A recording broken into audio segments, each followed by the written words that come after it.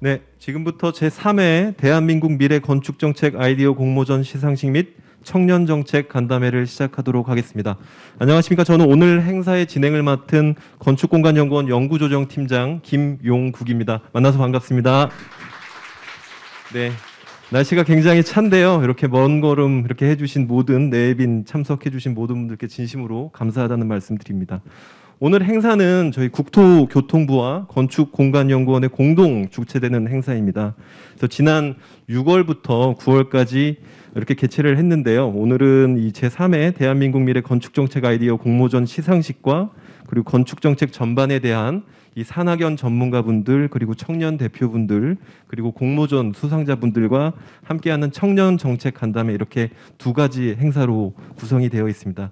이번 공모전에서는 총 9개의 작품을 선정하는데요. 이미 장려상 5개 작품은 선정이 되었습니다. 근데 특별히 이번 공모전 같은 경우는 이 우수작과 그리고 최우수상 이렇게 4개 작품은 오늘 이 현장에서 현장 심사를 통해서 최종 이렇게 선정하는 특별한 순서로 좀 구성을 해 보았습니다. 오늘 행사는 행사가 종료된 후에 저희 건축공간연구원 유튜브 채널을 통해서도 볼 수 있음을 참고로 알려드립니다. 그럼 먼저 오늘 이 건축정책 아이디어 공모전 수상을 축하해 주시기 위해 참석해 주신 분들을 간단하게 소개하는 순서를 갖도록 하겠습니다.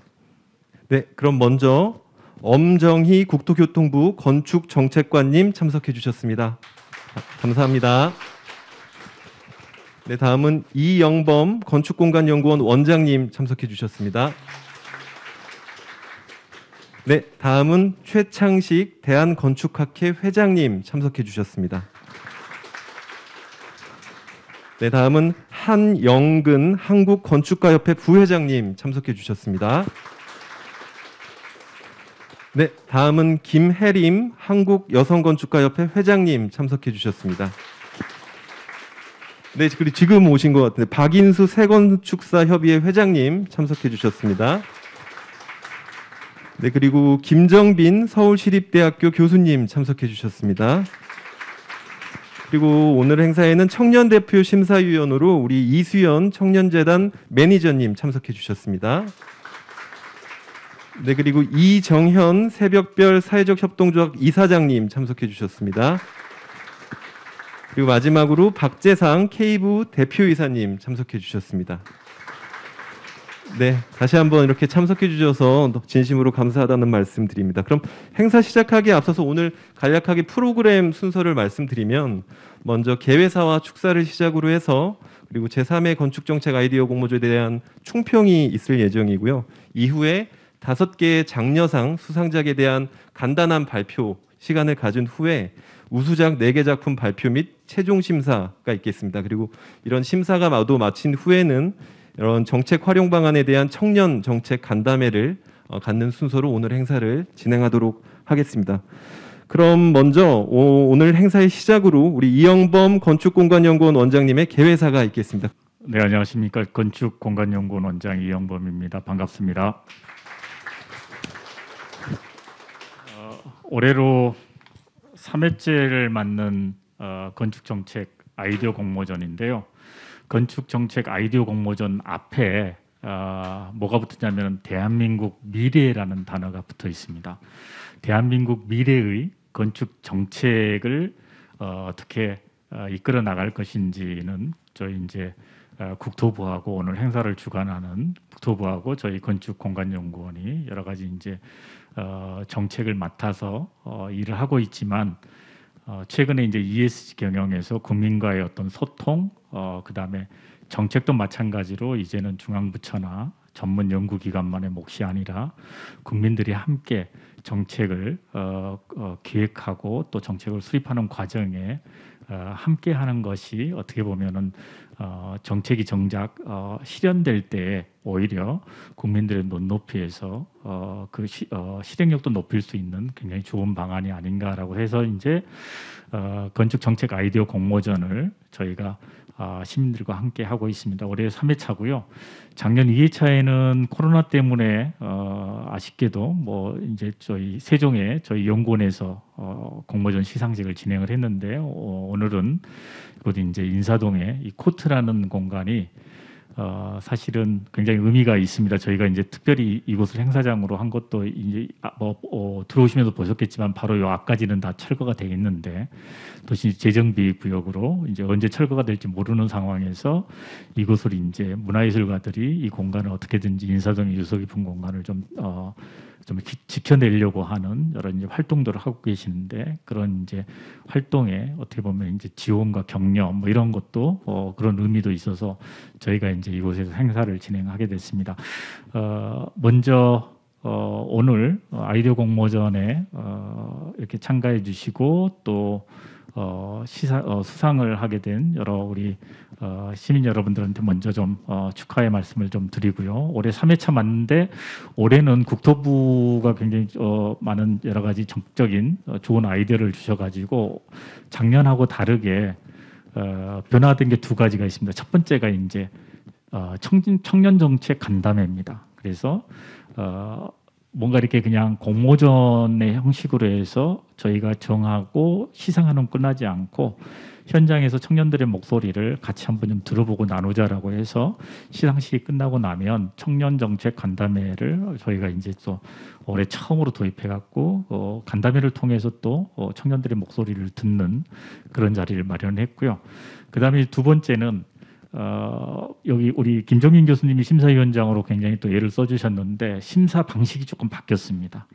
예전에는 이제 심사위원분들이 그냥 정해서 최우수상부터 정해졌는데 올해는 우수작만 선정을 하고 현장에서 직접 발표를 통해서 최우상하고 우수상이 결정되는 소위 이제 요즘 뭐 TV나 이런 데서 보면은 경영 프로그램 같은 거 할 때 현장 투표 방식을 도입하는 그래서 훨씬 더 생동감 있는 뭐 이런 어떤 시상식을 좀 저희가 한번 진행해 보려고 이런 두 가지 방식에서 올해 조금 좀 변화를 좀 가져왔고요. 아무쪼록 건축정책 아이디어 공모전이 국토부나 저희 건축공간연구원이 국민들의 어떤 삶의 행복을 구현할 수 있는 어떤 삶터를 구현하는데 굉장히 좋은 정책적 아이디어들을 저희가 여기서 많이 얻어갈 수 있도록 오늘 여러 이제 작품들의 최종 발표를 통해서 저희가 그런 아이디어를 많이 얻어갈 거고요. 또 앞으로도 저희가 건축 아이디어 공모전을 계속 지속적으로 확대해 나가려고 합니다. 청년정책 간담회를 통해서도 좋은 아이디어 많이 주시고 또 더 많은 청년들이 함께 또 더 많은 시민들이 함께 저희가 영상, 포스터, 에세이 부분을 진행을 하고 있는데 정책의 많은 아이디어들을 시민들로부터 얻을 수 있는 그런 계기가 되기를 바라면서 이상 개회사에 가름하겠습니다. 고맙습니다. 예, 이영범 원장님 감사합니다. 네, 그럼 다음은 엄정희 국토교통부 건축정책관님의 축사가 있겠습니다. 큰 박수 부탁드립니다. 네. 예, 안녕하십니까. 국토교통부 건축정책관 엄정희입니다. 제3회 건축정책 아이디어 공모전 및 공모전 시상식 및 청년정책 간담회에 오신 여러분 진심으로 환영합니다.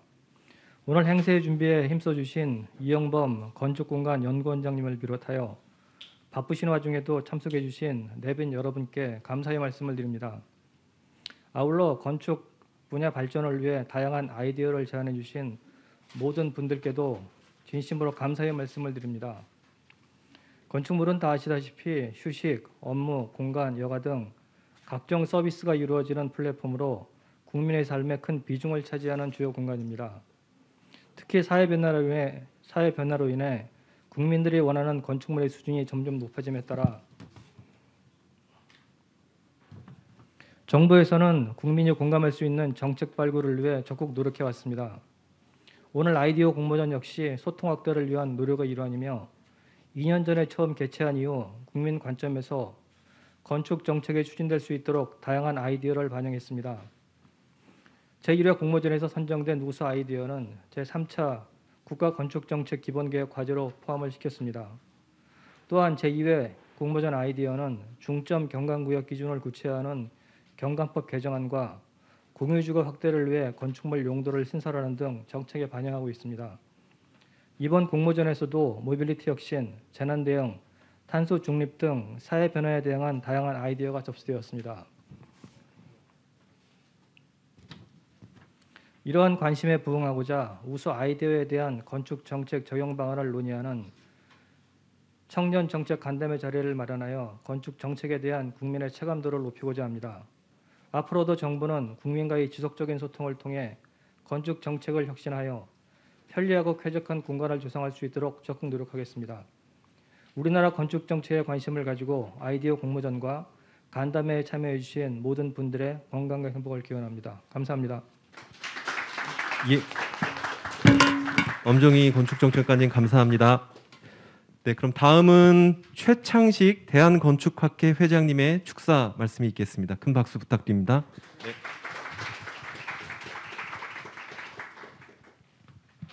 네. 참 공간이 좋군요. 더 좋은 것은 우리 미래인 젊은 청년 여러분들과 동일한 공간에 같은 시간에 이렇게 자리를 하게 된 것이 저 개인적으로는 너무나 가슴이 뭉클해집니다. 실은. 네. 조금 전에 소개를 받은 대한건축학회 회장을 맡고 있는 한양대학교 최창식 교수입니다. 인사드리겠습니다. 네.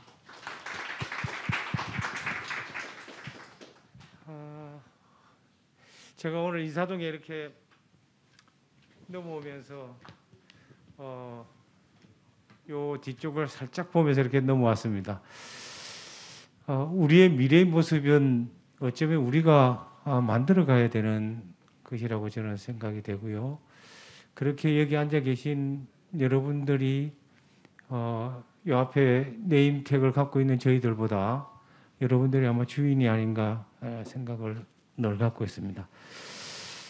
정부도 그렇고 또 우리 학회 또 가협 사협 이렇게 전문가분들도 그렇고 특히 국민들과 청년들 각계각층의 우리 모두가 함께 늘 고민하고 미래지향적 건축 정책을 토론하고 그런 자리가 마련되었으면 하는데 오늘 그런 자리인 것 같아서 너무 감사드리겠습니다.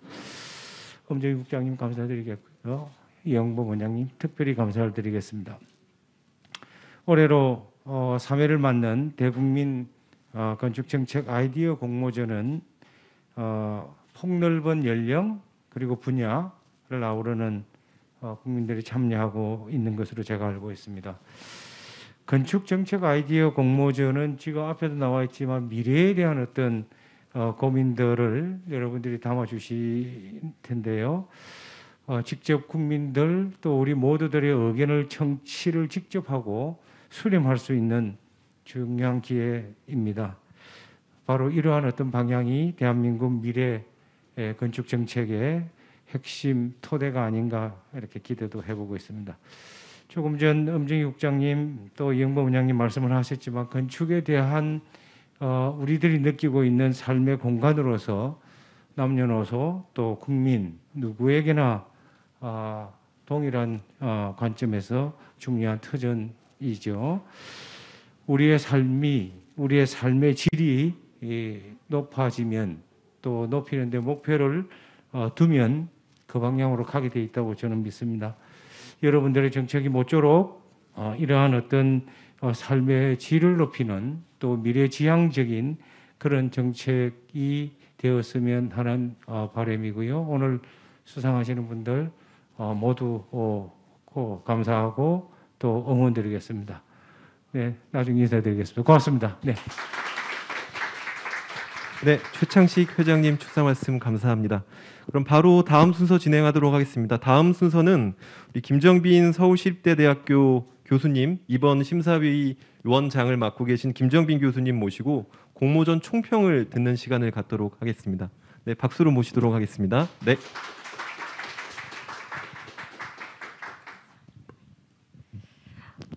시립대학교 도시공학과의 김정빈입니다. 그래서 제가 총평을 안 하고 같이 심사한 청년 대표님이 하셨으면 좋겠다고 이렇게 했는데 제가 얼떨결에 이렇게 서가지고 굉장히 부담이 되는데요.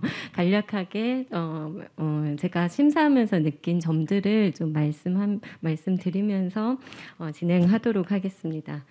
사실 심사회에 갔을 때 굉장히 좀 당황스러웠어요. 그래서 그 당황스러웠던 이유가 제가 아직 많은 심사에 참여하지 못하지만 심사장에 가면 보통 의뢰의 굉장히 기라성 같은 교수님들부터 이렇게 굉장히 유명한 건축가분들, 도시계획가분들이 앉아서 제가 항상 제일 끝에 이렇게 소심하게 앉아서 뭔가를 적곤 했었는데 제가 이제까지 다닌 심사 자리 중에서 제가 나이가 제일 많은 심사는 제가 처음이었거든요. 그래서 가자마자 굉장히 당황을 했었고 저보고 위원장을 하라 그랬을 때도 굉장히 당황스러웠고 근데 굉장히 다양한 분야에서 오셨고 또 청년들이 정말 같이 고민하는 입장에서 그 토론을 펼치니까 굉장히 저는 재밌고 인상 깊었던 심사였습니다. 그래서 심사 끝나고 학교에 돌아가서도 또 제 같은 분야에 있는 분들에게도 이 심사에 대해서 굉장히 제가 이야기를 많이 했었어요. 그래서 굉장히 다양한 분야의 젊은 청년들과 함께 심사를 할 수 있는 기회가 돼서 저도 굉장히 영광이라고 생각을 했습니다. 또 하면서 또 건축 정책 아이디어 공모전이다 보니까 굉장히 다양한 연령대, 다양한 분야의 분들이 다양한 방식, 또 오늘 보시겠지만 영상, 에세이, 포스터 가리지 않고 이렇게 굉장히 다양한 형식으로 제출하는 방식이었는데요. 그것도 저희가 이제 생각했을 때는 다양한 분야에서 도시 건축에 대한 아이디어를 내기 때문에 어떤 분야에 가리지 않고 그런 아이디어를 잘 표현할 수 있는 형식으로 제출했었기 때문에 더욱 풍성한 아이디어가 나올 수 있었다고 생각을 했습니다. 그래서 하나의 기준은 어떤 만들어 나가는 영상이나 포스터의 그 스킬이 잘했고 못했고를 떠나서 정말 그 제안자가 어떤 관점을 보려고 했고 어떤 노력을 했는지 굉장히 세심하게 좀 살펴봤으면 좋겠다는 부분에 대해서는 모두 동의를 하셨던 것 같고요. 그런 점에서 좀 충실히 심사위원분들과 보려고 노력을 했던 것 같습니다. 그리고 도시 이런 그 아이디어 심사 과정을 통해서 그 도시나 건축을 만드는 사람은 누구일까 하는 질문을 많은 분들이 하시는데요. 그러니까 도시 건축에 종사하는 분들뿐만 아니라 모든 도시를 살아가는 시민들이 도시를 관찰하고 그런 것들에 대해서 관심을 가질 때 정말 모든 사람들이 도시를 만들어 나가는 사람이라고 생각을 합니다. 그런 점에서 이런 아우리에서 이런 플랫폼을 만들어서 도시가 아니더라도 굉장히 다양한 사람들이 우리 도시에 대해서 생각하고 또 이거를 관찰자의 입장에서가 아니라 실행자로서 제안할 수 있는 판을 이제 만들어 주신 거에 저도 굉장히 이제 공감을 했고 많은 분들이 그래서 3회가 이르기까지 많은 분들이 지원을 해주신다고 생각이 들었습니다. 그래서 다양한 사람들이 모여서 만든 아이디어가 저는 다양한 도시 공간을 만들어내고 그런 공간이 많을수록 아름다운 도시, 예쁜 도시라고는 할 수 없겠지만 건강한 도시가 될 수 있지 않을까 좀 많은 생각을 했었고요. 오히려 심사 과정을 통해서 저도 굉장히 많은 생각을 하고 많이 배울 수 있는 과정이었던 것 같습니다.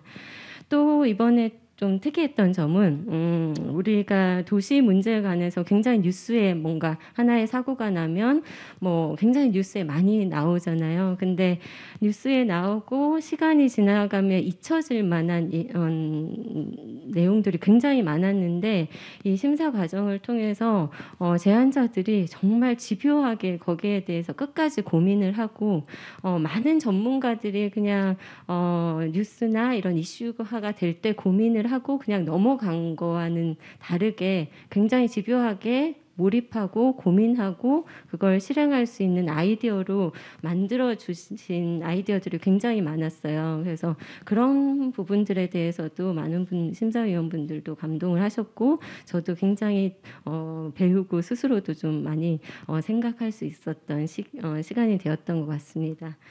그래서 따뜻한 시선으로 이 도시 문제를 굉장히 이제 관찰을 하고 그걸 실행하고 아이디어까지 내주신 모든 분들에게 감사드리고요. 심사하는 시간 동안 굉장히 행복했다는 말씀을 다시 한번 드리고 싶습니다. 네, 감사합니다. 네, 네, 김정빈 교수님 감사합니다. 네, 그러면 바로 다음 순서로 진행하도록 하겠습니다. 그 말씀드렸던 것처럼 5개의 장려상은 이미 수상이 되었는데요. 그래서 이 5개 장려상에 대한 간략한 발표를 듣는 시간을 갖도록 하겠습니다. 그럼 첫 번째 발표부터 갖도록 하겠습니다. 첫 번째 발표는 루프탑 포레스트 포 레스트라는 포스터 작품인데요. 작품 소개를 해주실 이현하님 자리로 모시도록 하겠습니다. 네, 박수 부탁드립니다. 네. 안녕하세요. 이현하입니다. 저는 제목과 같이 루프탑 포레스트 포 레스트라고 해서 말 그대로 비어있는 옥상 공간에 사람들이 쉴 수 있는 녹지 공간을 조성하는 그런 것들을 아이디어로 제안을 했습니다. 저는 그중에서도 도시 지역 내에 있는 저층 주거지를 조금 더 관심 있게 봤었는데요.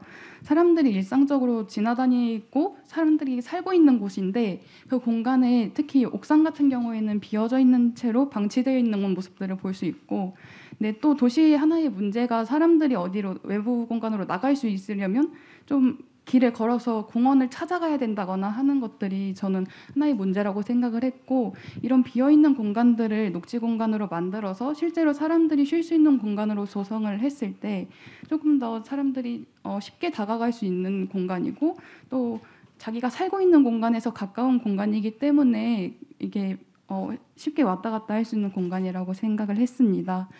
또 이런 공간이 어떤 도시 공간 내에서 유휴 공간이라고 생각을 했습니다.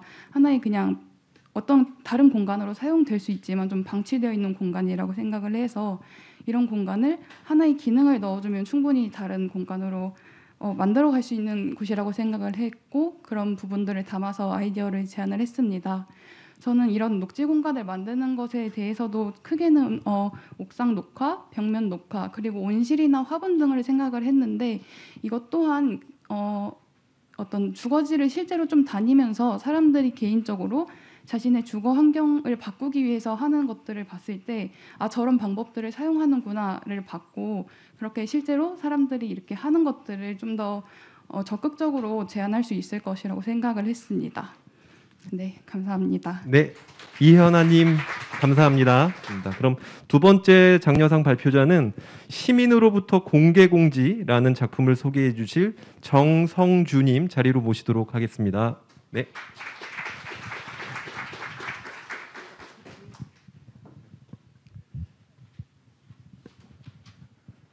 네, 장려상 수상자 정성주입니다. 제가 제시한 아이디어는 시민으로부터 공개공지, 그러니까 소프트 GIS를 활용해서 시민으로부터 공개공지 모니터링을 하자는 제안입니다. 시민들에게 이렇게 쾌적한 환경을 제공하기 위해서 사유지에 조성되는 공개공지가 사유화되는 위반 행위들이 다수 발생했다는 것을 제 주변에서부터도 확인할 수 있었는데요. 하나의 문제로 제시되고 있는 게 지자체의 현 공개공지 점검 시스템의 한계로 인해서 위반 실태가 과소평가되는 경향이 있다고 생각했습니다. 점검 인력도 서울시의 경우 자치구별로 1명 내외 정도로 적은 상황이고, 이분들이 공개공지 이외의 타 업무와도 병행해서 인력이 부족한 상황입니다. 그리고 대상과 주기도 주로 대형 건축물을 위주로 2년 주기의 정기 점검이 이루어지고, 점검 방식 또한 일부 지자체의 경우에는 점검 항목이랑 날짜를 사전 예고해서 건축주가 한시적으로 대비하는 상황도 발생하고 있습니다. 또는 일부의 점검에 한해서는 건축주가 자체 점검을 하는 경우도 있습니다. 그래서 공개공지 시민 모니터링에 대해서 생각을 해봤는데요. 도시 공간의 변화와 감시 주체로 시민들의 잠재력을 이용하자는 생각을 해보았습니다. 현 공개공지 관리대장은 물리적인 현황을 중심으로 작성되었는데요. 이용자 측면의 질적 데이터가 필요하다고 생각했고, 이는 시민들이 더 효과적으로 점검을 할 수 있다고 생각을 했습니다. 실제로 뉴욕시와 같은 경우에는 공개공지 관리대장의 편의성이랑 쾌적성, 접근성처럼 어떤 질적평가 항목도 있는 상황입니다. 기존 점검 항목 중 상당수가 비전문적인 시민들도 평가할 수 있는 초보적인 항목이라고 생각이 되었고요.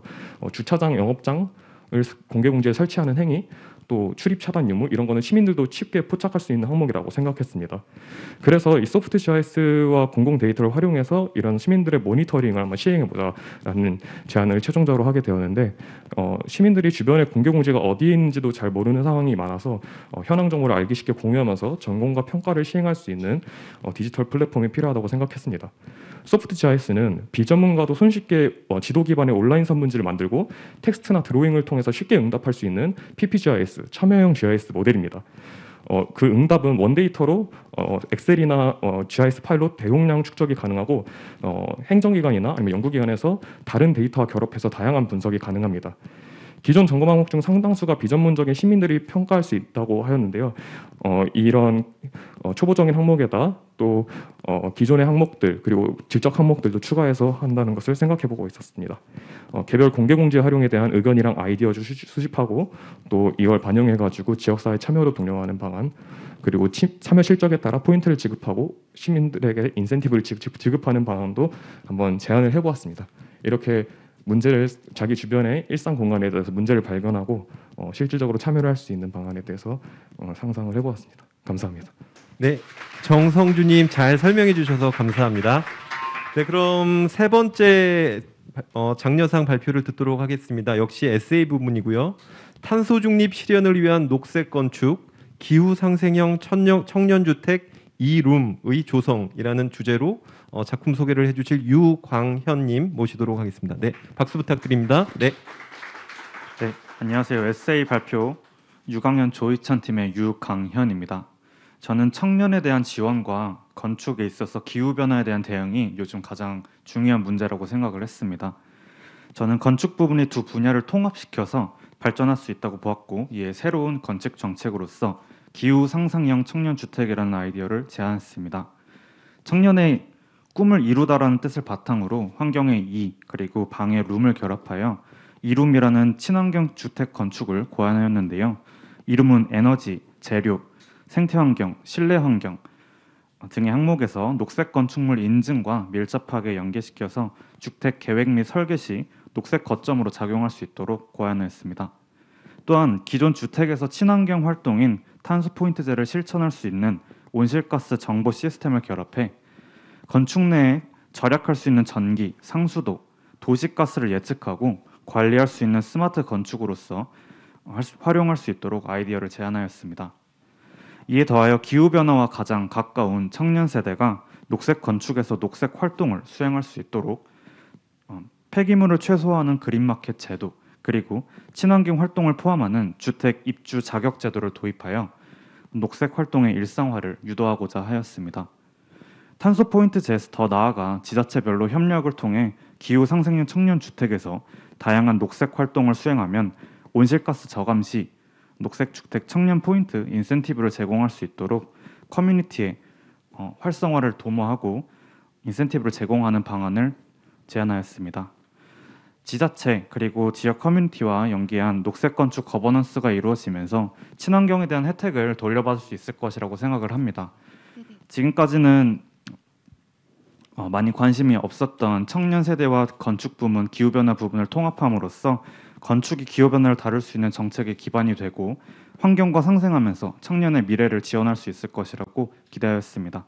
이상으로 발표 마치겠습니다. 감사합니다. 네, 유강현님 설명해 주셔서 감사합니다. 그럼 네 번째 장려상 발표를 듣도록 하겠습니다. 이번은 동영상 작품인데요. 작품 소개를 먼저 간략하게 듣고 영상을 시청하는 순서로 진행하겠습니다. 오늘 먼저 어르신 모임 공간 제안이라는 주제로 작품 소개해 주실 우리 이번 공모전에서 어떻게 보면 최연소 공모전에 지원하신 분이라도 볼 수 있는데 우리 유아림님 모시고 한번 들어보도록 하겠습니다. 네. 네, 안녕하세요. 유아림입니다. 처음 공모전의 주제를 보고 우리가 필요한 미래를 위한 정책 아이디어는 무엇이 있을까 생각을 해보니 빠르게 변화하는 주변 환경들이 보였습니다. 변화하는 주변 환경들 사이 항상 자리를 지키고 있는 공공 놀이터와 공원이 보였습니다. 많은 사람들이 이용하지 않는 이 공간을 좀 더 실용적으로 활용할 수는 없을까라는 생각이 들었습니다. 공간의 사용자를 보니 공원의 경우 대부분 점심시간에 직장인분들이 모이셨고 놀이터의 경우 아이들의 학교가 끝난 시간에만 사용되었습니다. 이분들 모두 하루 중 정해진 몇 시간만 공간을 활용하는 것이 보였고 공간은 빈 시간이 더 많았습니다. 관찰하는 중에 공원에 있는 작은 정자를 보았습니다. 좁은 공간이었음에도 불구하고 어르신분들은 항상 이곳을 찾았으며 여느 공원보다 공간이 잘 활용되고 있다는 것을 느꼈습니다. 이를 보며 도심과 전국에 있는 작고 큰 공원이나 공공토지의 여유 공간은 있지만 여가, 휴게, 친목의 기회가 적은 어르신들께 이 장소를 제공하면 좋겠다는 생각이 들었습니다. 모든 것이 정말 빠르게 변화하고 있는 요즘 이 속도를 달리고 있는 젊은이들의 근본이 되어주신 어르신분들의 노력이 있었습니다. 이 어르신분들께 조금이라도 신속하게 적은 비용으로 공간을 제공하기 위해 이미 만들어져 있지만 활용되지 않는 공공토지의 설치가 간편하고 이동이 가능한 다기능 공간 설치를 정책화시키는 것을 제안하고자 하였습니다.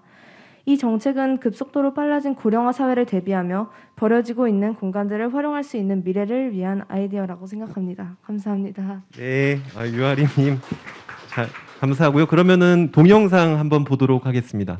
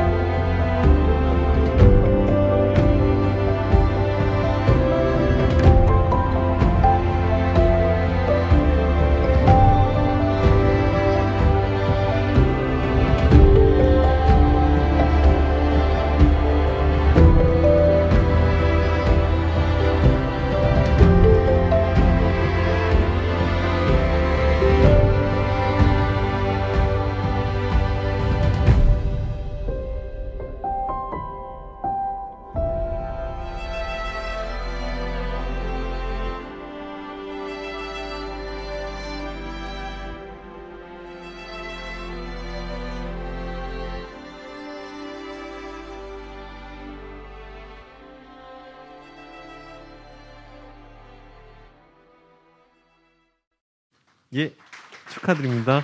네, 그럼 마지막 장려상 5번째 발표장입니다. 침수 피해로부터 안전한 대한민국이라는 주제로 작품 소개해 주실 김준혁 님이십니다. 박수 부탁드립니다. 네. 네, 안녕하세요. 저는 이번에 장려상을 타게 된 김준혁이라고 합니다. 감사합니다. 제가 좀 많이 떨어가지고 잘 못하더라도 좋게 봐주시면 감사하겠습니다. 우선 저희는 건축정책 아이디어 공모전이 열린다는 소식을 접할 당시에 그 당시에 이제 강남 침수 사태 아니면 이제 포항 지하주차장 사고 같은 사건들을 접하게 되었고 이 공모전을 통해서 해결 방안을 생각해보고 분석해보고자 이 공모전에 참여하게 되었습니다. 첫 번째로 강남은 침수가 일어나기 쉬운 지형으로 물을 얼른 배출할 수 있어야 된다는 문제점이 있습니다. 하지만 강남은 대부분이 포장도로로 되어 있어 물이 빠져나가기 힘들다는 문제점을 갖고 있었습니다. 그래서 이를 해결하기 위해 도로 포장재를 투수가 가능한 투수 콘크리트로 사용 면적을 늘리면 어떨까 생각해보게 되었습니다. 그리고 두 번째로 이번 강남 침수 사태에서 유명했던 동영상이 하나 있었는데 그 영상이 바로 방수벽이 사람 목 높이까지 차오르는 물을 완전히 막고 있는 영상이었습니다. 노아의 방주 영상이라고도 하죠. 그 영상을 보면서 이를 통해 상습 침수 구역에서의 차수벽의 중요성을 깊게 깨닫게 되었고, 이러한 현재 건물들이 차수벽 규제를 어느 정도 해놓은 상태지만 그에 대한 확실한 규격이 없고 성능이 제각각이라는 단점을 알게 되어 이를 보완하기 위해 좀 해결책을 생각해 봤습니다. 그리고 마지막으로 이번 포항 지하주차장 사고 소식을 접하게 되면서 지하시설이 많이 존재하는 우리나라는 특히 더 안전성을 보강해야겠다는 생각을 하게 되었고, 그러던 중 지하주차장 사고 당시에 생존자들이 에어포켓에서 생존했다는 부분에서 착안하게 되어 해결 방안을 생각해 보게 되었습니다. 그리고 에어포켓에서 더 나아가 탈출구를 제작하는 것을 생각해 보게 되었습니다. 끝으로 이 영상을 보시며 이러한 해결 방안뿐만 아니라 전문가분들과 함께 전문적이고 확실한 해결 방안을 세울 수 있는 좋은 기회가 되었으면 하는 바람을 갖고, 이 영상의 제목처럼 침수 피해로부터 안전한 대한민국에 한 발짝 더 나아가는 계기가 되었으면 하는 바람입니다. 감사합니다. 예. 떨리신다고 하시면서 너무 말씀을 잘해주신 것 같습니다. 그럼 영상 보도록 하겠습니다. 선진화된 도시를 대표하는 강남과는 거리가 먼 침수라는 수식어가 붙게 되었습니다. 2022년 8월 9일 기록적 폭우로 인해 서울 동작구, 서초구, 강남구 일대 및 2호선과 신분당선역이 전부 침수되는 일이 발생했습니다. 하지만 강남의 침수 피해는 비단 이번 일만은 아니었습니다. 2001년, 2010년, 2011년, 2012년, 2020년에도 강남 침수 피해는 항상 발생했습니다. 저희는 이러한 문제점을 해소하기 위해 어떤 방법을 생각해볼까 고민하던 중 이번 건축정책 아이디어 공모전을 통해 해결책을 제시해보고자 합니다. 첫 번째 해결안은 투수 포장재를 활용해 불투수 면적을 줄이자입니다. 큰 비가 쏟아질 때마다 매번 같은 침수가 일어나게 되는 이유는 포장도로가 너무 많기 때문이라는 지적이 꾸준히 제기되고 있습니다. 현재 서울은 통계 자료를 대략적으로 계산한다면 불투수 면적이 약 절반 정도가 될 것으로 예상됩니다. 비가 내리면 땅에 물이 흡수되어야 하지만 표면이 아스팔트나 시멘트로 덮어져 버린 서울의 땅은 물을 흡수하는 능력이 현저하게 떨어지게 되고 배수의 역할을 배수구에 의존하게 되어 침수가 일어날 가능성이 늘어나게 됩니다. 저희는 이 점에 주목하여 서울의 불투수 면적을 줄이기 위해 투수 포장재를 사용하면 어떨까 생각하게 되었습니다. 도로를 투수 포장재로 설치하게 된다면 이러한 이점이 있습니다. 첫 번째, 불투수 면적을 줄이게 되어 물순환을 원활하게 할 수 있습니다. 두 번째, 땅의 사막화를 방지하여 싱크홀을 예방할 수 있습니다. 세 번째, 지표면의 온도가 감소되고 지하수가 충전되어 땅이 건강해집니다. 두 번째 해결안은 상습 침수 구역의 방수벽 설치를 확대하자입니다. 이 영상을 보신 적이 있나요? 이곳은 대형 차수문을 설치하여 침수 피해 때 들어오는 물을 전부 막아 노아의 방주라고도 불립니다. 침수 피해 시 차수문의 역할이 정말 중요하다는 것을 보여주는 것 같습니다.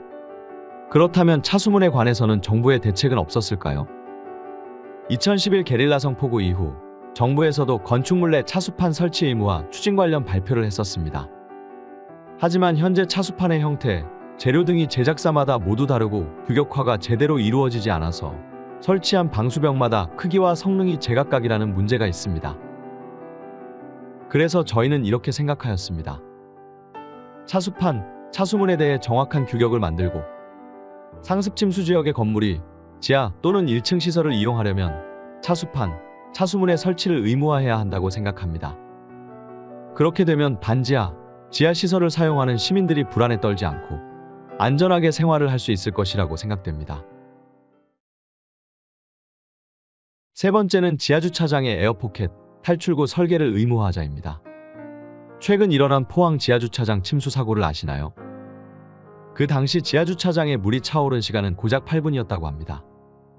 이 영상은 그 당시 옆단지 아파트의 상황이었다고 합니다. 한눈에 봐도 탈출하기가 매우 어려워 보입니다. 당시 생존자가 구조될 동안 버틸 수 있었던 이유는 에어포켓이었습니다. 지하주차장 내에 물이 차면서 에어포켓이 자연스레 만들어져 그 속에서 숨을 쉬며 버틸 수 있었던 것입니다. 이 사고를 통해 지하주차장을 설계할 때 물이 들어오는 부분을 예상하여 공기가 천장으로 모일 수 있도록 의도하여 설계를 하면 어떨까 생각했습니다. 그리고 더 나아가 에어포켓을 설계한 부분의 지상으로 올라갈 수 있는 탈출구를 만들면 어떨까 생각하게 되었습니다. 이러한 설계가 이루어진다면 침수로 인한 지하시설 인명피해는 현저히 줄 것으로 예상됩니다. 지금까지 침수 피해에 대한 해결 방안에 대해 말해보았는데요. 이번 건축정책 아이디어 공모전을 통해 다시는 이런 슬픈 참사가 일어나지 않았으면 하는 바람입니다. 그리고 안전한 대한민국에 한 발짝 더 나아가는 계기가 되었으면 좋겠습니다. 네. 이렇게 이제 5개의 장려상 수상작에 대한 간략한 발표와 영상을 보는 순서를 가졌고요. 이제부터는 아직 정해지지 않은 우수상과 최우수상 4개 작품의 작품 소개를 듣는 순서를 갖도록 하겠습니다. 앞에 계신 우리 심사위원분들께서는 우수작 발표를 들으시면서 본인이 가장 좋다라고 생각하시는 것에 1순위, 2순위, 3순위, 4순위 순으로 이렇게 순위를 매겨주시면 되겠습니다. 그러면 우수작 4개 작품에 대한 발표 순서를 갖도록 하겠습니다. 첫 번째 발표는 더 나은 일상을 위해라는 작품 소개를 해주실 엄세희님 모시고 들어보도록 하겠습니다. 큰 박수 부탁드립니다. 네.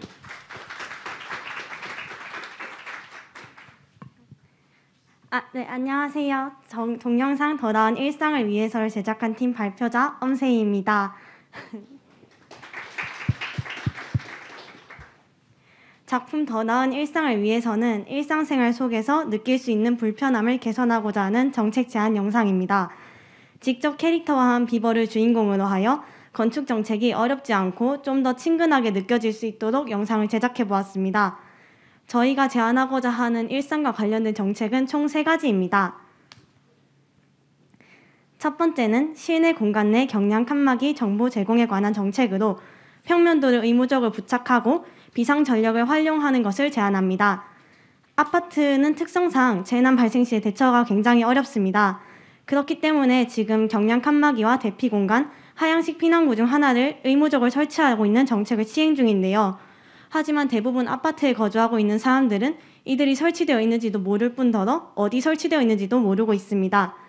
그렇기 때문에 저희가 제안한 이 정책을 통해서 이 대피소의 존재 유무를 넘어서 위치까지 인지할 수 있으며 현재 시행되고 있는 정책까지 보완할 수 있는 효과를 기대하였습니다.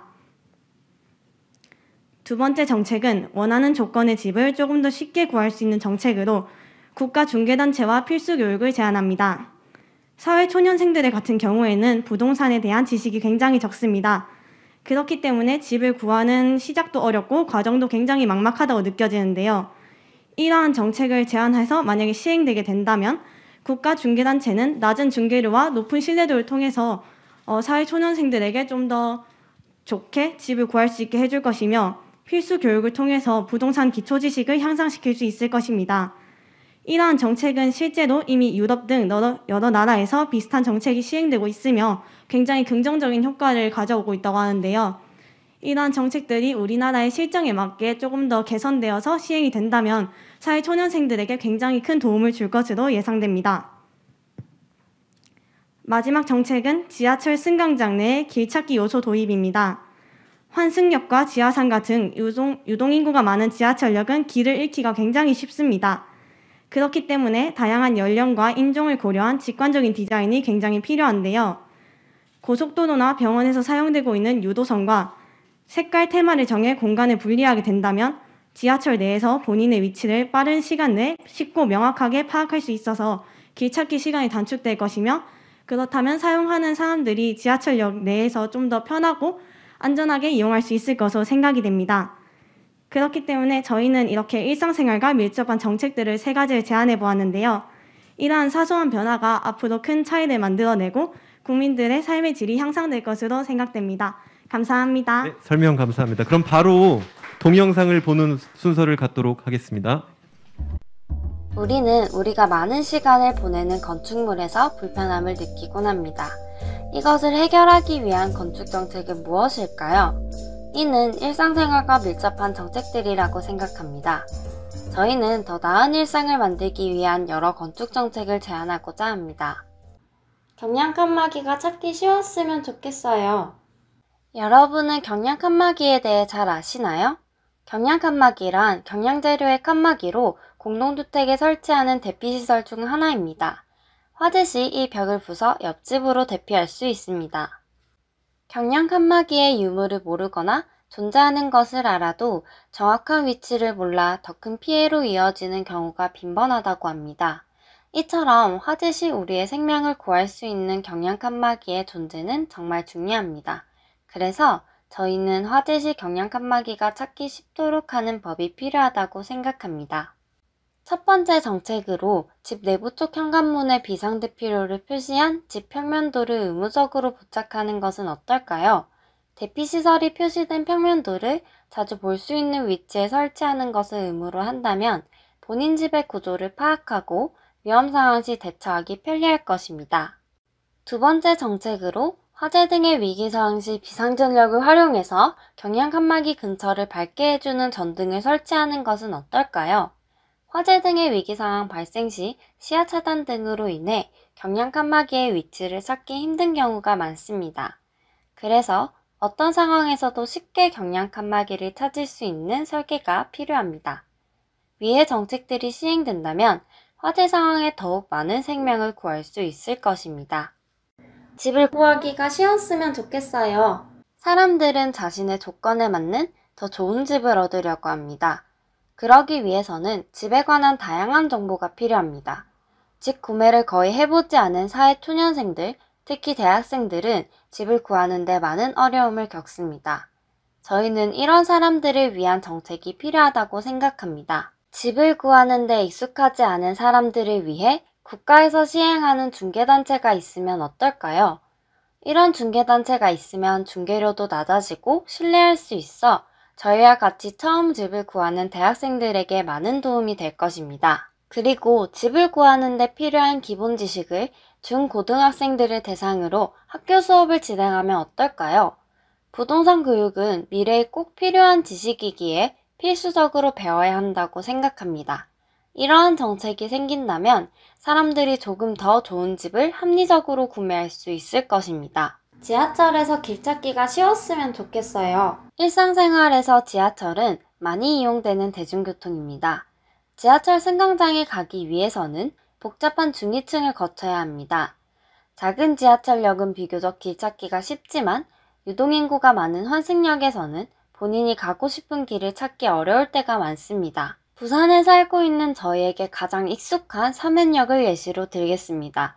서면역은 1호선과 2호선이 동시에 존재하는 환승역이며 지하상가가 발달되어 있습니다.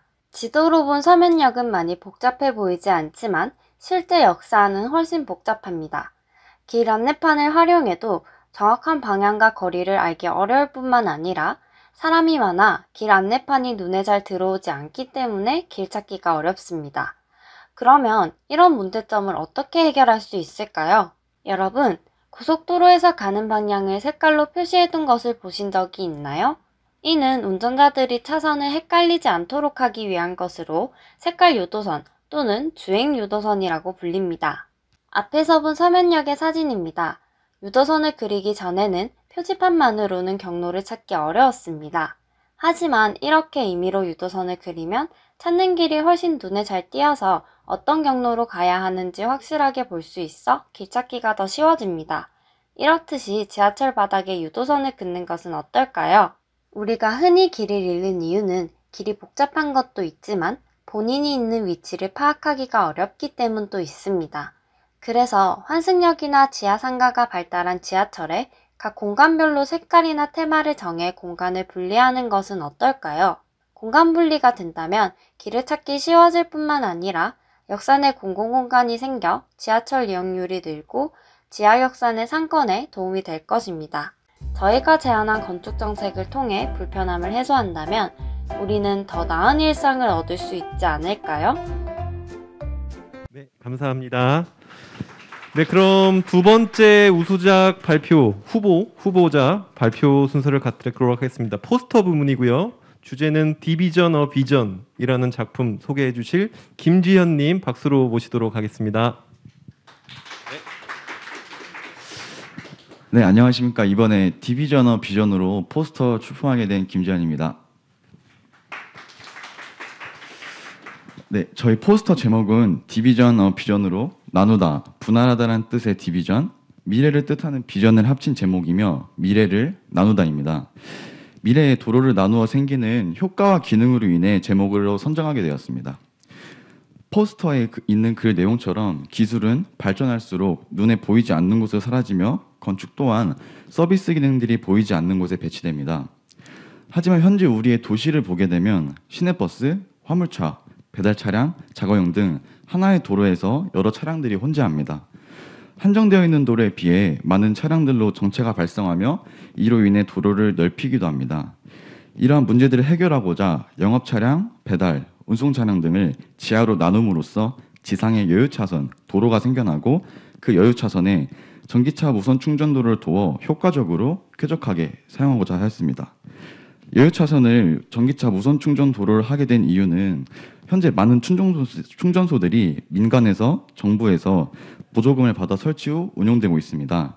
하지만 21년 기준으로 설치된 충전기는 약 4,000대, 고정 대수는 3,000대로 제대로 유지 보수가 되지 않아 현재는 물론 미래에도 큰 문제로 다가올 수 있기 때문입니다.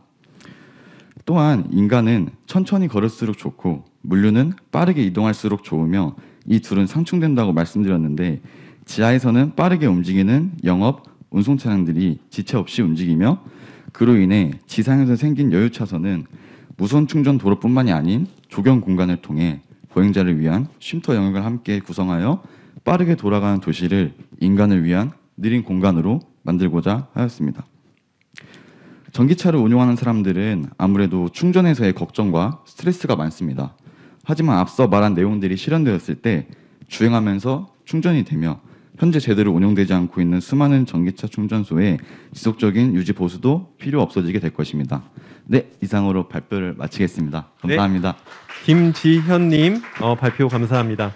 그럼 세 번째 우수작 발표 듣는 순서를 갖겠습니다. 세 번째 부분은 에세이 부문인데요. BIN 국민 참여 건축 앱을 통한 시민과 함께하는 건축이라는 주제로 김정석 님께서 소개해 주시겠습니다.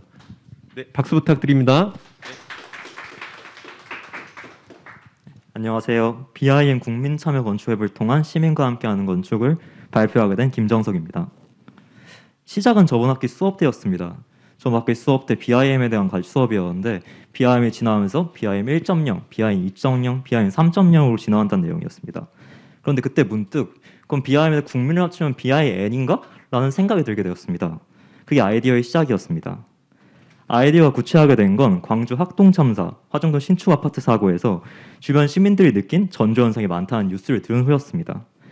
그 이야기를 듣고 이러한 위험을 느낀 시민의 의견을 건축 현장에 미리 알릴 수 있다면 건축 현장의 사고를 미리 막을 수 있지 않을까라는 생각을 하게 되었습니다. 중대재해처벌법으로 증가된 현장의 안전에 대한 부담감을 증가하여 그 안전을 확보할 새로운 방법이 필요하기도 하였고요. 그럼 어떻게 의견을 모을까가 다음 문제였습니다. 가능한 다양한 사람들에게서 의견을 모으기에 좋은 매체는 역시 스마트폰 앱이라고 생각됐습니다. 이렇게 국민과 현장 관계자 모두 앱을 통해 쉽게 소통해 건축 현장에 시민이란 새 주체를 참여시켜 보고자 합니다.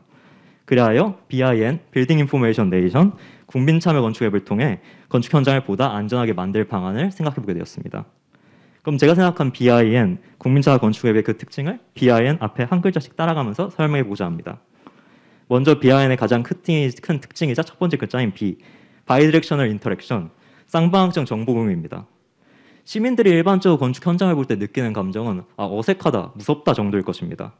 여러 사고들을 뉴스에서 보긴 하는데 저 현장이 안전한지 아니면 안전한지 안 안전한지 판단하는 것은 일반인에게 어려운 일이고 기준을 찾는 것도 성가신 일입니다. BIN은 그러한 기준을 앱 내에서 제공합니다. 간단한 예로 공사장 외부에서 잘 보이는 낙하물 방지망을 예로 들어보죠. 만약에 낙하물 방지망에 적치되어 있는 구조물이 바로 제거되어야 한다는 정보만 일반인들에게 제공되더라도 일반인들은 그 공사장이 안전한지 불안전한지 쉽게 파악할 수 있을 것입니다.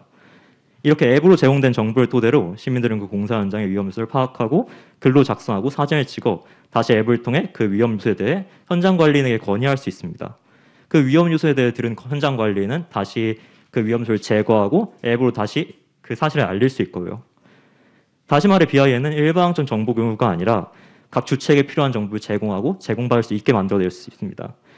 또한 광주 학동 참사 때와 같이 단시간 내에 주변에 많은 시민들이 불안을 느낄 경우, 그러니까 하루에 100건 이상의 위험 건의가 있을 시 BIN 자체적으로 주변에 재난 문자를 보내 대피를 요청하여 급진적인 사고를 방지할 수 있도록 하였습니다. 다음은 두 번째 특징인 I, Interactive Construction Period, 상호활동적으로 공개된 공기입니다. 지금까지 공사 현장에서 하청업체는 현장에서의 공기 변경 요구에 대해 수식적 구조에 있기 쉬웠습니다. 이러한 수식적 구조를 중간에 BIM을 중간 다리로서 플랫폼을 추가하여 수식적 구조를 완화하도록 하였습니다. 좀 더 자세히 이야기하자면 특정 주체가 공기 연장 혹은 공기 단축을 요청할 때 BIM을 통해 그 요청이 이루어지게 하는 것입니다. 그 사유, 기간, 주관자, 특이사항, 날씨를 기록으로 남겨 모두가 확인할 수 있도록 하면 국민들이 그걸 보고 확인하게 하여 그러한 무리한 공기 단축을 방지할 수 있게 하였습니다. 이렇게 공기 변경 사유 사항이 공개된다면 무리한 공기를 단축을 거절하는 것은 하청업체에게 발주처의 요청을 거부하는 부정적 이미지가 아니라 안전한 건설 현장을 추구한다는 긍정적 이미지를 심어줄 수 있을 거라 기대합니다. 이것을 현 공사 현장에서 받아들이기엔 현실성이 없지 않을까라는 생각을 했으나 현재 기본적인 공기의 공개는 서울특별시 건축 알림이라는 선례가 있기 때문에 충분히 좀 더 자세한 플랫폼이 있다면 실현 가능하리라 생각됩니다. 마지막 BIN의 세 번째 특징인 N, Non-Side Effect and Profitable Form입니다. 서로에게 이득이 되며 부작용을 최소화하는 형태를 추구한다는 것입니다. 우선 무분별하게 BIN이 사용되는 부작용을 막기 위해 최소한의 안전대책을 마련하였습니다. BIN은 공사장 외부에서 찍은 사진만이 사용될 수 있습니다. 또한 한 사람당 최대 하루에 3번 건의될 수 있고 GPS를 통해 공사장에서 1km 이내에 있음을 인증받아야 BIN으로 의견을 제출할 수 있게 하였습니다. 다음은 각 주체들에게 돌아가는 이득입니다. 먼저 현장 관리인의 입장으로 본다면 중대재해처벌법으로 부담이 늘어난 건축 관리자에게 안전대책 마련에 부담을 줄여주고 하나의 가이드라인으로서 도움을 줄 수 있습니다. 또한 사고가 일어날 시에는 조사 시간의 단축과 책임 소재에 대한 자료가 되어줄 수 있습니다. 다시 말해 BIN은 평소 건축 현장의 안전을 위한 노력한 현장 관계자에게 유리한 자료로서 작용할 수 있을 것입니다. BIN이 있음으로써 현장에서의 일이 늘어나 건축 회사에서 받아들이기 어렵다고 생각될 수 있습니다.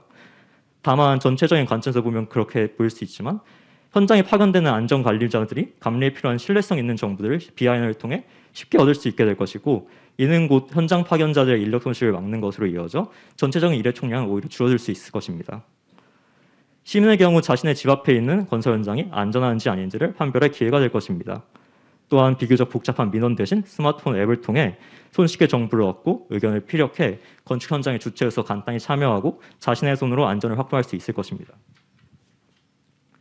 정리하자면 좀 더 안전한 건축 현장을 현실적인 면에서도 심리적인 면에서도 만들 수 있을 것입니다.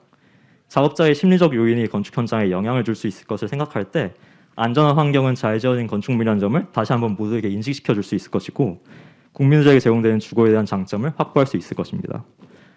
물론 BIN이 모든 건축 현장 사고를 막아줄 수 있지는 않을 것입니다. 다만 사고를 일으키는 것도 사람이고 사고를 막을 수 있는 것도 사람이라 생각합니다. 그러한 사고를 막고자 노력하는 사람들, 그런 사람들의 노력을 극대화시키고 소통시키고 기록을 남기고 사고를 막을 마지막 기회를 주는 플랫폼이 있다는 것은 결코 작은 변화는 아니라고 생각합니다. BIN이 그런 플랫폼이 되어 공사 안전관리에 시민들을 건강히 참여시킬 수 있다면 건축의 폐쇄적 환경을 해제하고 건축 현장을 한 단계 더 높게 도약시킬 수 있을 거라 기대합니다. 지금까지 BIN 국민 참여 건축 앱을 통한 시민과 함께하는 건축을 발표한 김정석이었습니다. 네, 김정석님 감사합니다. 네, 그럼 오늘 이제 마지막 발표 순서입니다. 마지막 우수작 발표는 동영상 부문인데요. 나 때는 말고 나부터라는 재미있는 작품 소개를 해주실 백영범님 박수로 모시도록 하겠습니다. 큰 박수 부탁드립니다. 안녕하세요. 저는 건축정책 아이디어 공모전에 참가한 백영범입니다. 간략하게 공모전 참가 및 제작 배경을 설명드리고 제가 준비한 아이디어를 소개해드리면서 발표 마치도록 하겠습니다. 여러분 혹시 살면서 불편함이란 걸 느껴보지 못한 분이 있으실까요? 존재할 수도 있겠지만 아마 그런 사람은 흔하지 않을 겁니다. 길 가던 아이들도 그리고 어른들도 그리고 어르신들도 더 나아가서 동물들까지도 불편함을 가지고 있을 겁니다. 하지만 각자 생각하는 불편함은 다 다르게 존재하겠죠. 이렇듯 저는 이 공모전에 특별한 것이 아닌 누구나 가지고 있는 불편함 중에 단순히 저의 불편함을 그리고 불편함을 호소하기 어려운 계층의 불편함을 가지고 열심히 고민하여 영상으로 제작해 봤습니다. 정책 아이디어를 너무 딱딱하게 소개하는 것은 너무 쉽게 와닿지 않을 것 같아서 짧은 스토리를 넣어서 아이디어를 소개를 해봤는데요. 스토리는 간단하게 어른이 꿈속에서 어린 아이의 몸으로 깨어나 세상을 다시 바라보고 느낀 것을 가지고 생각이 바뀌는 내용을 넣어봤습니다. 그리고 영상 마지막에 제가 전달하고 싶은 작은 메시지도 넣어봤습니다. 이제 제가 준비한 아이디어 3가지를 소개해드리도록 하겠습니다. 첫 번째는 아이들을 위한 필로티 놀이공간입니다. 저희 어린 시절과 다르게 지금의 아이들이 밖에서 논다고 하면 걱정이 앞서는 현실이 되었습니다. 그렇다면 놀이터나 공원 가서 놀면 되지 않을까라고 생각하실 수 있는데요. 하지만 그런 공간은 아이들의 수에 비해 턱없이 모자란 현실입니다. 그리고 부족할 뿐더러 학교에서 멀리 떨어진 경우가 대부분입니다. 그럼 단순히 놀이터나 공원에 수를 늘리는 것이 답일까요? 그러면 아이들의 안전은 보장되지 못합니다. 저는 이런 문제에 대한 대안으로 어린이 보호구역 안에 놀이공간을 형성하는 대안을 제시하고 공간 형성 방법으로는 필로티 건축물의 1층을 활용해보면 어떨까 생각을 했습니다. 그럼 어른과 아이 모두를 위한 것이 아닐까 생각을 하고 제안을 했습니다. 그리고 두 번째 아이디어는 불법 주차 차량 단속 시스템입니다. 현재 불법 주차는 이동식 불법 주차 단속 차량 혹은 주민들의 신고에 의존해서 단속이 되는 경우가 대부분입니다. 저는 이 문제에 대한 이유가 뭘까 고민을 많이 하였습니다.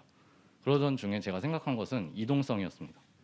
단속하는 사람도 그리고 불법 주차 차량도 그리고 단속을 하기 위한 차량도 다 이동을 하기 때문에 이 이동 사이에 사각지대가 형성이 된다고 생각을 했습니다.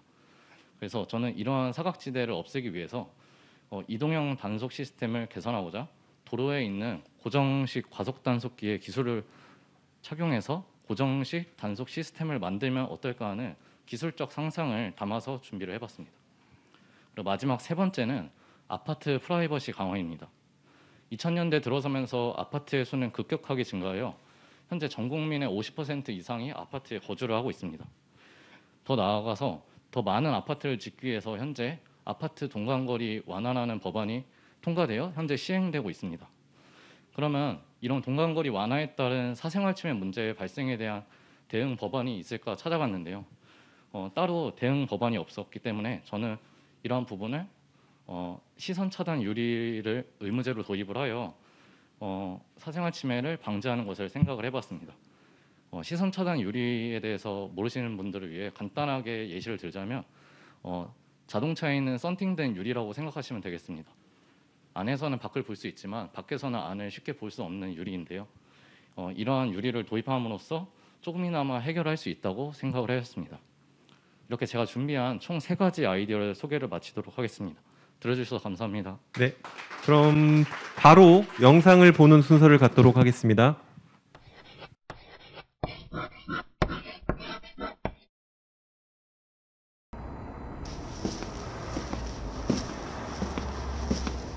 차가 왜 이렇게 많아? 나 때문에 골목길에 차가 없었는데.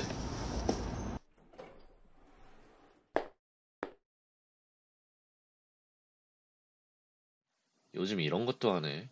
나 때는 이런 거 없었는데.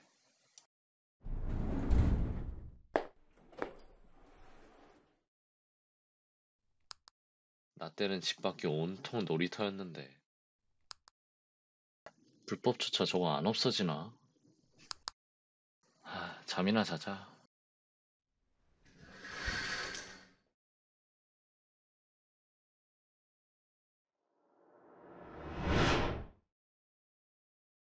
뭐지? 꿈인가?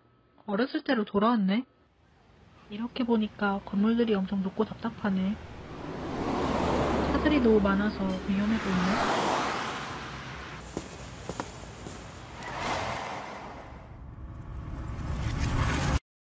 깜짝이야. 애들이 지나다니는 게 너무 위험한데? 그래, 어른과 아이 모두를 위해 나부터 실천해보자.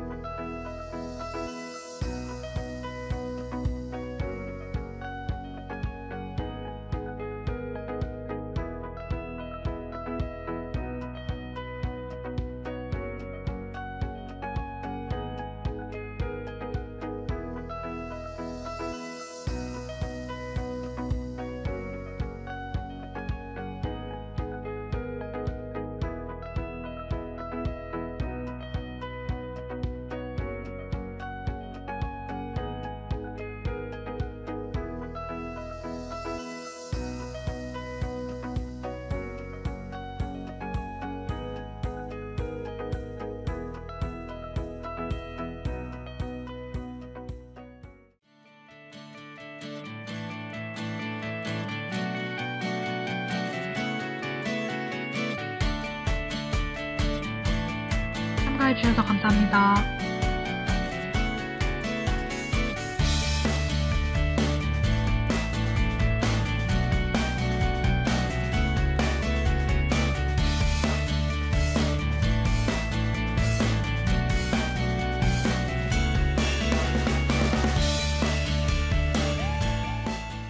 네, 백영범님 감사합니다. 네.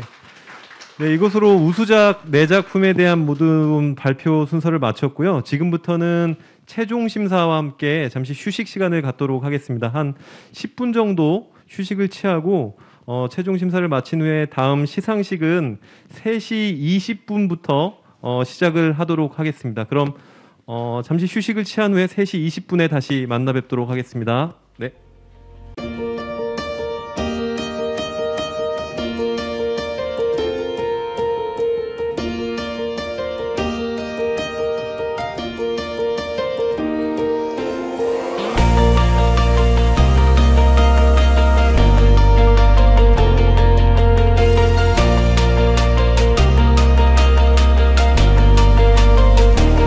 그럼 지금부터 제3회 대한민국 미래 건축정책 아이디어 공모전 시상식이 있겠습니다. 이제 우수작 심사 결과가 마무리가 됐습니다.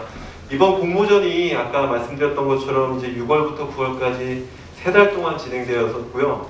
매년 이렇게 작품 수가 늘어나서 올해는 145개 작품이 이렇게 공모가 되었습니다. 근데 이 가운데 오늘 이 자리에 모이신 9개의 작품이 이제 수상작으로 선정되었습니다. 그래서 해당 작품들의 수상을 진행하도록 하겠습니다.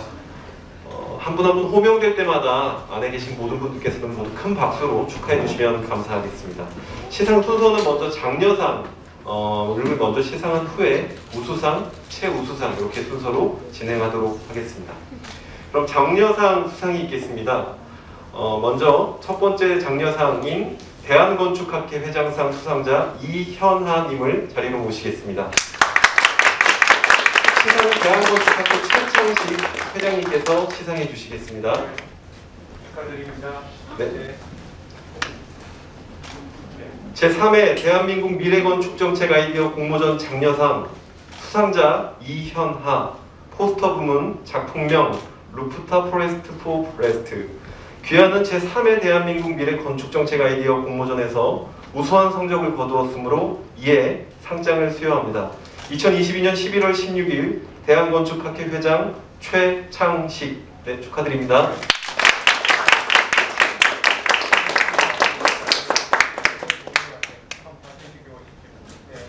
의견 가주시겠어요? 네, 사진 촬영 위해서 잠시 정면을 향해 주시면 감사하겠습니다. 자, 여기 보시면 하나, 둘, 볼까요? 감사합니다. 네, 축하드립니다. 그럼 두 번째 장려상인 대한건축사협회 회장상 수상자인 정성규님을 모시겠습니다. 대한건축사협회 회장님인 오늘 석정훈 회장님이 좀 부재 중이셔서요. 서울시립대학교 우리 위원장님이셨던 김정빈 교수님께서 대신 시상해 주시도록 하겠습니다.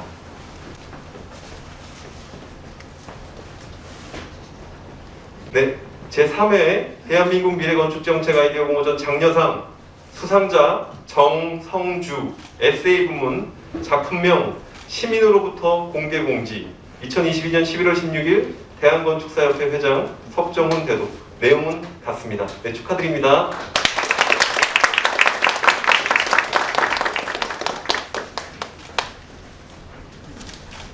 자, 여기 한번 봅니다. 하나, 둘. 조금 웃으시고. 하나, 둘. 한 번 더요. 감사합니다. 네, 세 번째 장려상인 한국건축가협회 회장상 수상장 대표인 유강현님을 자리로 모시겠습니다. 네, 한국건축가협회 회장님인 천희영 회장님을 대신해서 우리 한국건축가협회 한영근 부원장님께서 시상해 주시도록 하겠습니다. 네, 제3회 대한민국 미래건축정책 아이디어 공모전 장려상 수상자 유강현, 조희찬, 에세이 부문 작품명 탄소중립 실현을 위한 녹색건축 기후상생형 청년주택 이룸의 조성 2022년 11월 16일 한국건축가협회 회장 천의영 대도. 내용은 같습니다. 네, 축하드립니다.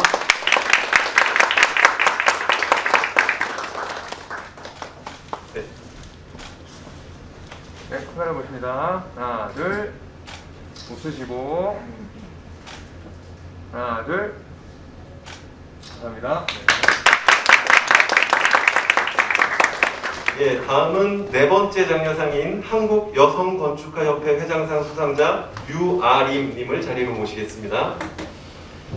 네, 한국여성건축가협회 김혜림 회장님께서 시상해 주시도록 하겠습니다.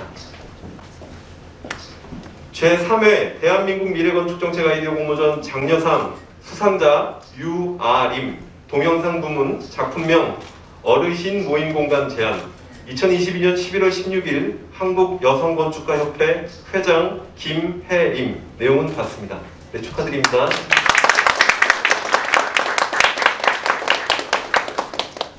네, 의견 보시고요. 하나, 둘. 선생님분 좀 웃으시고. 하나, 둘. 감사합니다. 네, 축하드립니다. 그럼 마지막 장려상 5번째 새건축사협의회 회장상 수상자 김준형님 그리고 김찬혁님을 자리로 모시겠습니다. 우리 박인수 회장님께서 방금 전까지 자리 계시다가 일정이 좀 있으셔서 자리를 좀 비우셨습니다. 그래서 시상은 위원장님이신 김정빈 교수님께서 대신 시상해 주시도록 하겠습니다. 네, 제3회 대한민국 미래건축정책 아이디어 공모전 장려상 수상자 김준혁, 김찬혁, 동영상 부문 작품명 침수 피해로부터 안전한 대한민국, 2022년 11월 16일 새건축사협의회 회장 박인수, 내용은 같습니다. 네, 축하드립니다.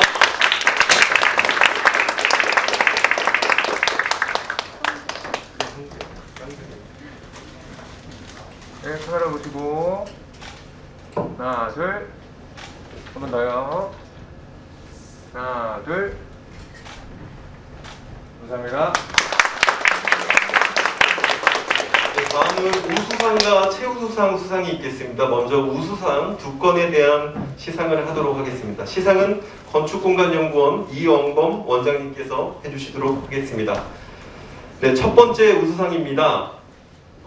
일단 후보가 아니라 선정작은 디비전 어 비전 포스터 부문 발표해 주신 김지현, 김다원님 자리해 주시면 감사하겠습니다.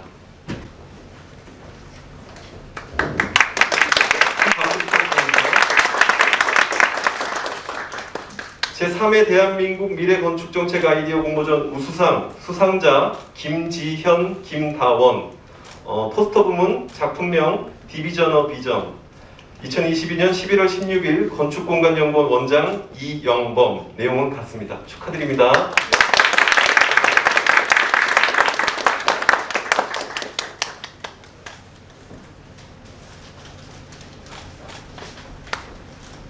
네, 카메라 보시고요.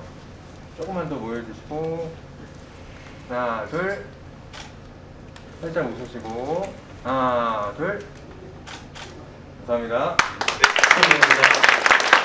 그럼 두 번째 우수상 건축공간연구원 원장상 수상자 엄세희님을 자리로 모시도록 하겠습니다.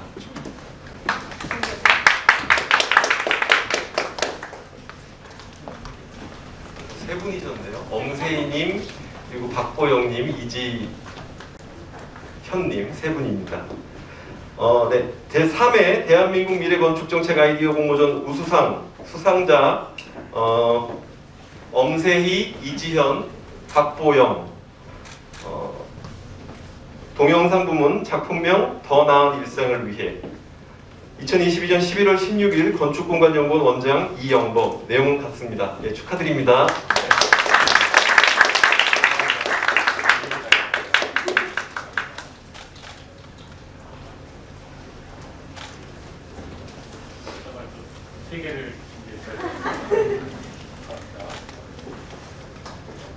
사진 촬영을 위해서 좀 정면을 응시해 주시면 감사하겠습니다.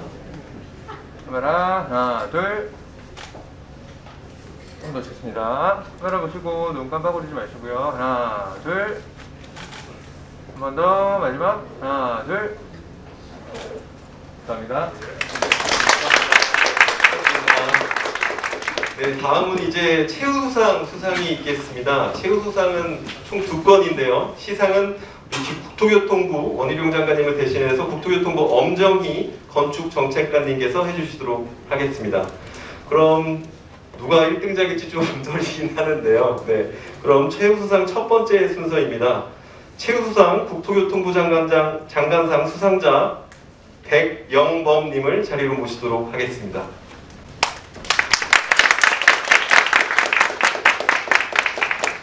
네, 제3회 대한민국 미래건축정책 아이디어 공모전 최우수상 수상자 백영범 동영상 부문 나 때는 말고 나부터 2022년 11월 16일 국토교통부 장관 원희룡 대도 내용은 같습니다. 네, 축하드립니다.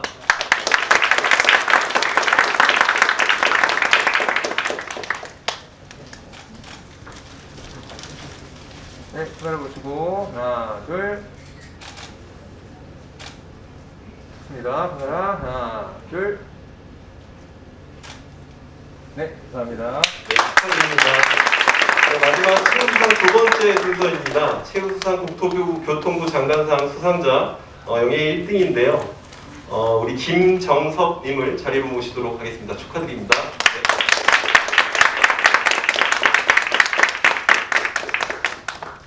네, 제3회 대한민국 미래건축정책 아이디어 공모전 최우수상 수상자 김정석 에세이 부문 작품명 BIN 국민참여 건축 앱을 통한 시민과 함께하는 건축 2022년 11월 16일 국토교통부 장관 원희룡 대도 내용은 같습니다. 네, 축하드립니다.